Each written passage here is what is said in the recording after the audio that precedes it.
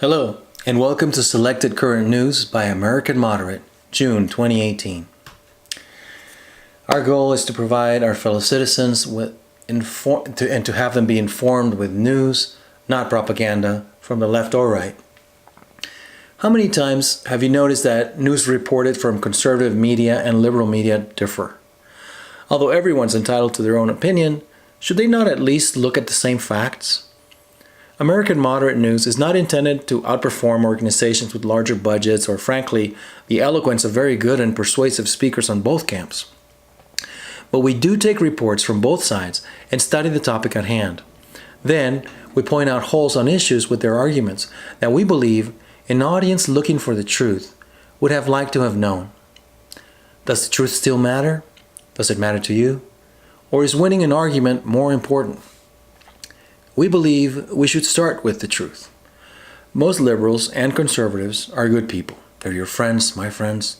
But after watching polarized news, we get sucked into believing that we need to counterbalance the other side, and reasonable people assume unreasonable positions.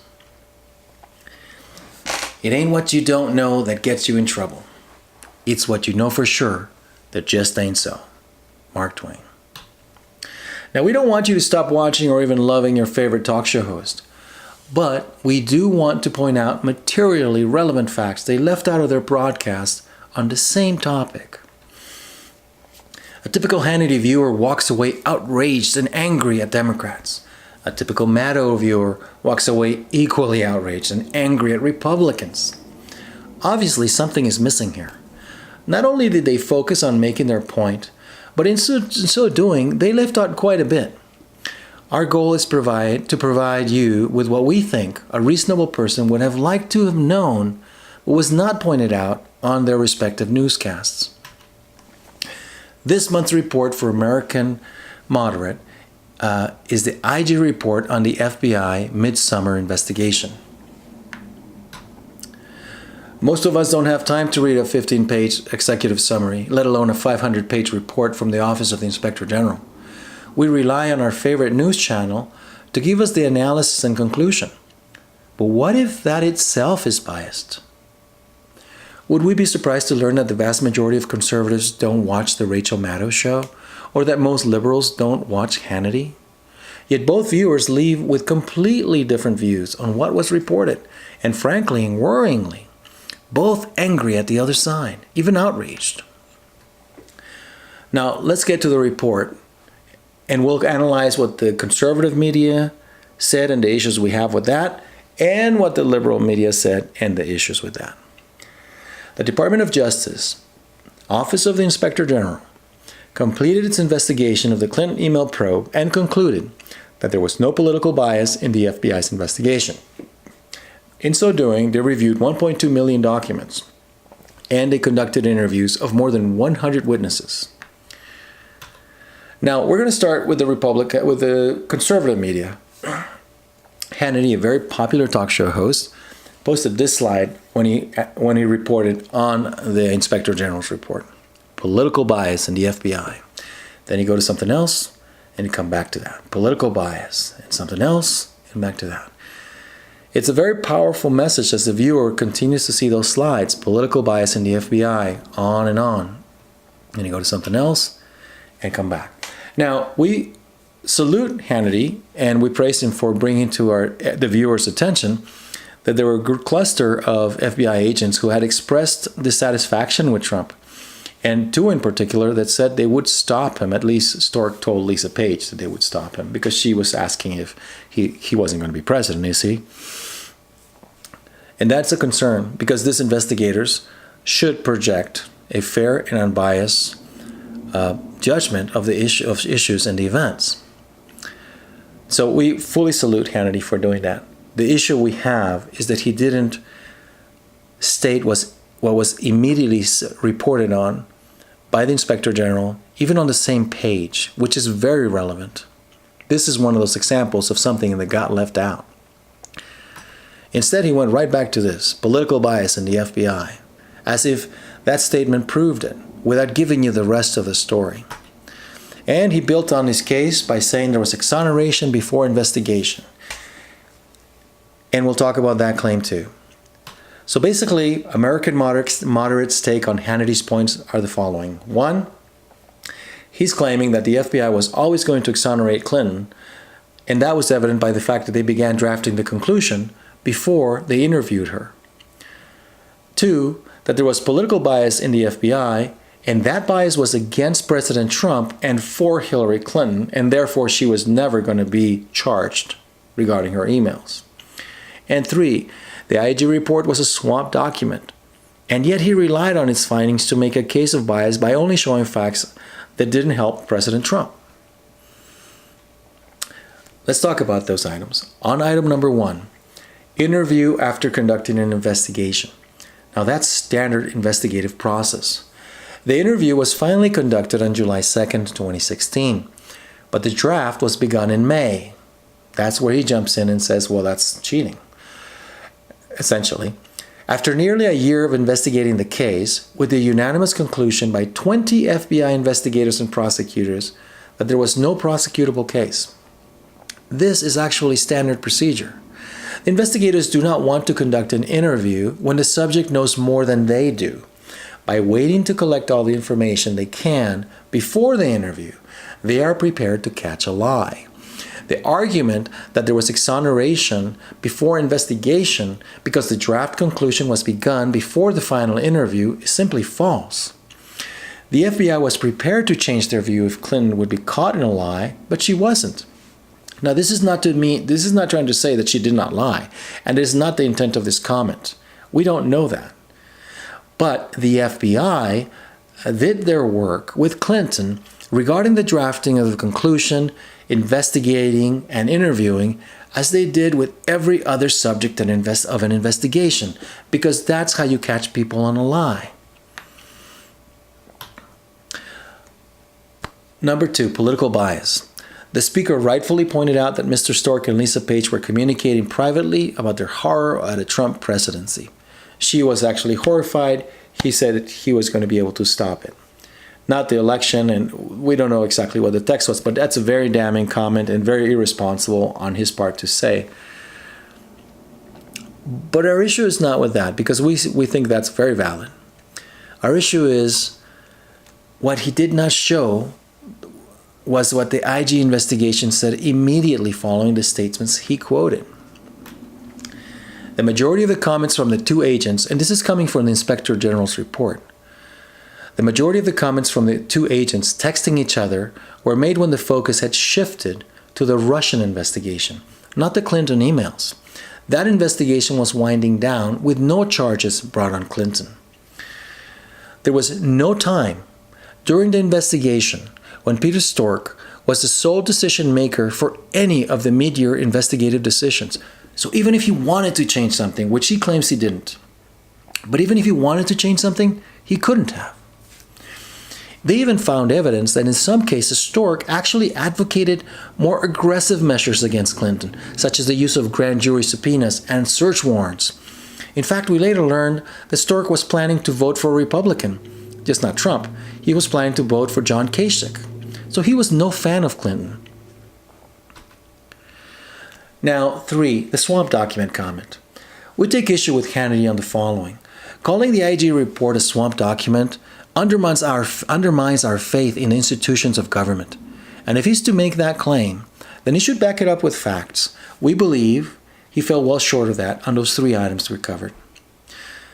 We wanted people to keep in mind the investigation is being handled by a Department of Justice headed by Mr. Sessions, the current FBI Director, Mr. Wray, and they've both accepted the findings of the FBI and the conclusion of the Inspector General. Now, we're going to talk a little bit about what they did find. Here are some quotes from the Inspector General. We did not find documentary or testimonial evidence that improper considerations, including political bias, directly affected the specific investigative decisions we reviewed. Our review did not find evidence to connect the political views expressed in these messages to the specific investigative decisions that we reviewed. Rather, we found that these specific decisions were the result of discretionary judgments made during the course of an investigation by the mid-year agents and prosecutors, and that these judgment calls were not unreasonable. They're not saying they agree with them, they're just saying they seemed like they were reasonable. Now, let's talk about the liberal side and the liberal perspective, the issues that we take with that. Rachel Maddow, a very popular commentator from the left, quoted the obvious. She starts with this, and we fully agree, obviously, that we found no evidence that the conclusions by the department prosecutors were affected by bias or other improper considerations. But then she went on to build a case which we completely disagree with. So let's go through this. She quotes the IAG, "Comey's announcement was unusual in that it concentrated in substantial part on criticizing former Secretary Clinton's uncharged conduct. This was contrary to long-standing department practice and protocol. Witnesses told us that criticizing individuals for conduct that does not warrant prosecution is something that the department simply does not do. For violating well-established department norms and essentially trashing the subject of an investigation with uncharged misconduct that Comey, every agent, and every prosecutor agreed did not warrant prosecution. Instead of referring to and being guided by long-standing department and FBI policies and precedent, Comey conducted an ad hoc comparison of the risks and outcomes associated with each option. He described the potential consequences of concealing the existence of the emails as catastrophic to the FBI and the department, because it would subject the FBI and the department to allegations that they had acted for political reasons to protect Hillary Clinton. He assigned paramount significance to avoid the reputational risk of staying silent, that he and the FBI would be unfairly accused of hiding the emails to protect candidate Clinton. But he appeared to have placed no comparable value on the corresponding risk from making the public statement that he and the FBI would not only be accused of violating long-standing department and FBI policy and practice, but that he also would be unfairly accused of hyping the emails in a manner that hurt candidate Clinton. What the liberal media report did not state was that the FBI director had a real and serious problem. It was that he wanted to present the FBI as a non-political body, a just and impartial one. But being that the current President of the United States and the Attorney General at the time were Democrats that supported Clinton, that was a problem. This may not have been a problem in better times in our country, but with the political bias of the day, it was. By the way, as I think most people know by now, James Comey, the former director of the FBI, was a Republican. Then President Obama went on Fox on April 10th and stated that what Clinton did was a mistake, but had not compromised national security. FBI Director James Comey at the time, and we agree with him, believed that that would make the Obama Justice Department subject to a perception of bias. And then there was the infamous meeting between Loretta Lynch and Bill Clinton on June 27th.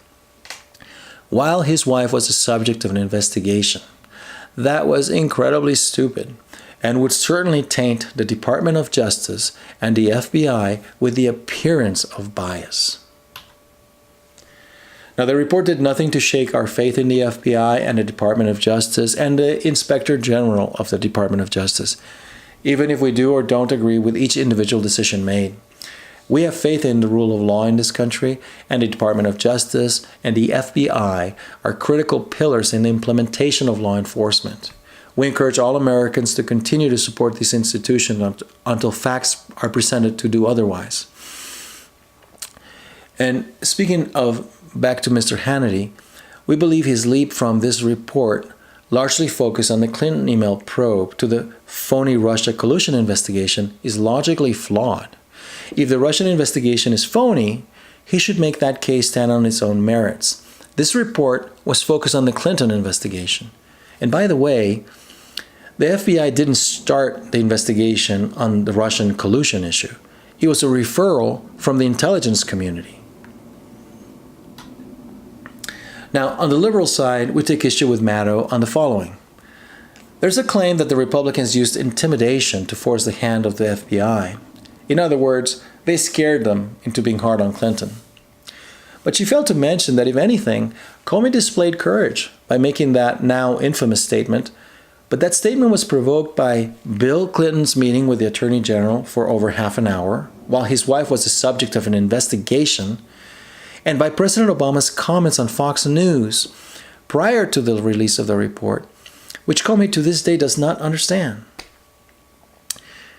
We think Rachel Maddow should consider looking at Hillary Clinton's biggest pain during her campaign, and that was Bill Clinton, not Comey or the FBI or the Republicans. Never during his entire process did Comey mention Republicans. He just wanted to show they were an unbiased organization. Now, it is certainly okay to like or dislike a politician or a political position. It's not okay to drink from every hate-filled stew a liberal or a conservative commentator broadcasts on a regular basis, especially when the arguments do not support the conclusion and undermine our faith in our institutions.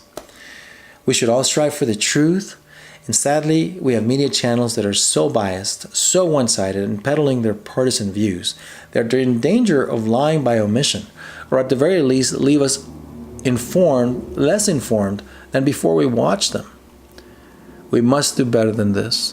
The American Moderate News Review is an effort to get there. Now, these monthly reports, as we stated, cannot match the resources of either show or, frankly, the eloquence and speaking ability of either host. But we press on in the hope that we can inject a more balanced and objective review of major news items that is brief and informative for our busy audience. For those that have more time, the Inspector General's report can be found online, and the executive summary is only 15 pages. We found it very informative. We're committed to looking at both sides of the story and pointing out relevant facts omitted from the conservative and liberal news channels. We hope we pointed out important facts that you did not get from them on this month's edition of American Moderate. We hope you found this news review helpful, that you consider subscribing to our channel and get notifications of new postings. Our basic recommendation is that if it sounds outrageous, then maybe something got left out of the story. We have faith in our institutions and in our country. We really don't think, as some suggest, that the other half is insane. We just need enough facts for a full perspective. This would be a first step in reaching consensus on pressing issues we need to address together in this great country. Thank you.